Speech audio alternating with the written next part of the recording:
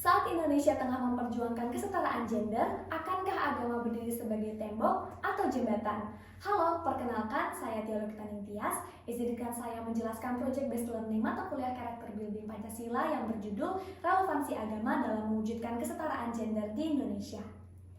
Di era modern ini, masyarakat semakin proaktif menyuarakan isu kesetaraan gender. Namun, agama dianggap sebagai aspek yang kolot karena dianggap memuat nilai-nilai yang kental dengan diskriminasi gender, sehingga kerap memunculkan persepsi bahwa agama tidak relevan dengan kesetaraan gender. Sebagai nation builders, saya, mahasiswa BINUS Online, perlu memastikan bahwa pelaksanaan kehidupan berbangsa dan bernegara yang berdasarkan Pancasila didasarkan tanpa diskriminasi terhadap jenis kelamin tertentu. Hal ini sejalan dengan Sustainable Development Goals yang kelima, yaitu Gender Equality, khususnya pada target 5.1 untuk mengakhiri segala bentuk diskriminasi terhadap semua perempuan dan anak perempuan dimanapun. Melalui proyek ini, saya menggali lebih dalam relevansi agama dalam mewujudkan kesetaraan gender di Indonesia untuk meningkatkan kesadaran masyarakat serta berkontribusi bersama untuk mencapai kesetaraan berdasarkan jenis kelamin dalam perspektif agama di Indonesia.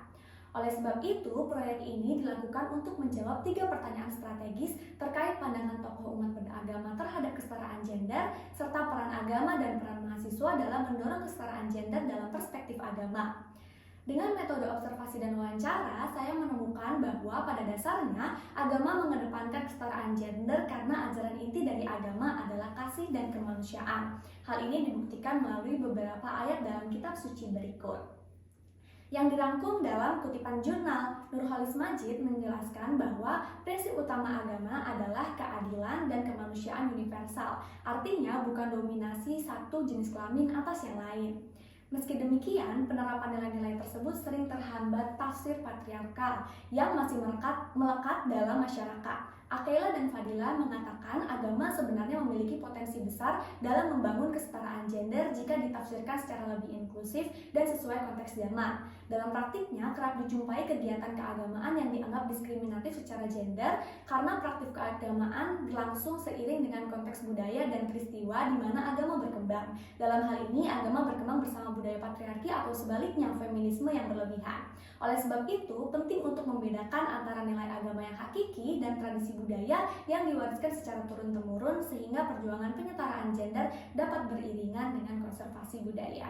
Hal keagamaan yang seolah diskriminatif juga perlu dipandang dari sisi lain, yaitu bahwa kesetaraan yang dibawa oleh agama tidak selalu berupa kesamaan, tetapi juga berupa keadilan. Karena agama pada dasarnya mengakui keistimewaan peran dari kedua gender secara adil. Oleh sebab itu, kesetaraan gender dalam agama dapat dipahami sebagai penghargaan melalui tanggung jawab berbeda yang saling melengkapi antara laki-laki dan perempuan tanpa perlu merasa bersaing dalam segala hal. Berdasarkan temuan tersebut, menjadi penting untuk meningkatkan kesadaran masyarakat terkait relevansi agama dengan kesetaraan gender. Namun, upaya ini tentunya dihadapkan berbagai tantangan besar. Institusi keagamaan dapat bersikap tertutup dengan berbagai upaya merelevansi agama dalam kesetaraan gender, ditambah dengan masih mengakarnya budaya patriarki yang ada di masyarakat. Selain itu, terdapat juga miskonsepsi atas ajaran atau ayat tertentu yang dipandang diskriminatif yang menyebar melalui media mainstream. Untuk mengatasi hal tersebut, dibutuhkan strategi jangka panjang berupa edukasi, komunikasi, dan kolaborasi. Pandangan keliru tentang hubungan antara agama dan kesetaraan gender perlu diluruskan secara kolektif. Sebagai figur yang dihormati, pemuka agama memiliki peran strategis untuk meninjau ulang tafsir ajaran yang cenderung bias gender dan mendorong pemahaman yang mendukung kesetaraan. Selain memberi edukasi, mereka juga perlu menjadi teladan nyata dalam kehidupan sosial. Agar tetap relevan dengan perkembangan zaman, mahasiswa sebagai agen perubahan dapat menjadi jembatan antara pemuka agama dan masyarakat dengan menyebarkan pesan kesetaraan gender melalui media modern seperti video pendek, live streaming, dan podcast agar pesan lebih mudah diterima semua generasi. Sementara itu, pemuka agama perlu menyampaikan pesan dengan bahasa yang komunikatif agar mudah dipahami. Kolaborasi lintas sektor termasuk dengan pemerintah dan komunitas keagamaan serta berbagai komunitas dan kelompok kategorial juga penting dilakukan agar awareness terkait kesetaraan gender semakin banyak menyentuh masyarakat. Sebagai contoh, saat ini terdapat program pengarus utamaan gender di Kementerian Keuangan. Selain itu, Gereja Katolik di Indonesia melalui penyuluhan oleh Persatuan Wanita Katolik Indonesia bekerja sama dengan KPAI. Agama adalah pionir yang terdepan dalam kesetaraan gender, yaitu memastikan bahwa setiap orang dapat menikmati kehidupan secara adil dan untuk memastikan bahwa laki-laki maupun perempuan memiliki peranan penting dalam kehidupan. Semua perlu menyadari bahwa manusia telah diciptakan dengan baik dan mulia. Oleh sebab itu, kita harus memperlakukan semua tanpa pandang apapun sebagai citra Tuhan yang paling berharga. Sejalan dengan hal tersebut, Pancasila, Dasar Negara Indonesia, mengajarkan mengenai kesetaraan dan kesamaan yang harus dirasakan oleh setiap individu dalam kerangka nilai Pancasila, khususnya sila kedua dan kelima. Perjuangan kesetaraan gender dalam konteks agama merupakan upaya nyata untuk menjalankan nilai-nilai Pancasila dalam kehidupan sehari-hari. Jadi penting untuk memiliki pemahaman bahwa pada dasarnya agama dan Pancasila mengajarkan kesetaraan gender, bukan sebaliknya.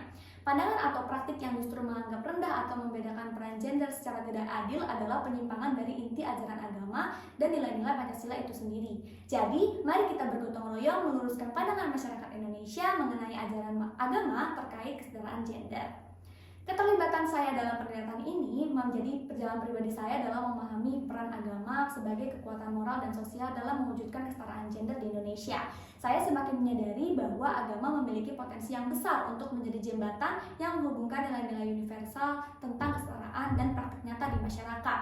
Tantangan terbesar bukan terletak pada hukum agama, melainkan pada interpretasi dan budaya yang sudah mengakar. Dan sebagai mahasiswa, saya memiliki tanggung jawab untuk menghidupi nilai-nilai kesetaraan gender dalam kehidupan sehari-hari yang sejalan dengan prinsip keagamaan dan nilai Pancasila untuk mengentaskan budaya yang diskriminatif tersebut. Terakhir, saya ingin berterima kasih kepada teman-teman sekelompok saya karena telah mengajarkan saya rasa saling percaya, menghargai perbedaan, dan membangun kolaborasi untuk menghasilkan karya bersama. Dan terakhir, terima kasih kepada Bapak Kristan selaku dosen pengampu karena telah membimbing dan memberikan begitu banyak wawasan berharga serta memberikan kesempatan bagi saya untuk terlibat dalam proyek yang benar-benar memperkaya cara pandang saya sehingga saya lebih dapat berpikir kritis dan kreatif. Terima kasih.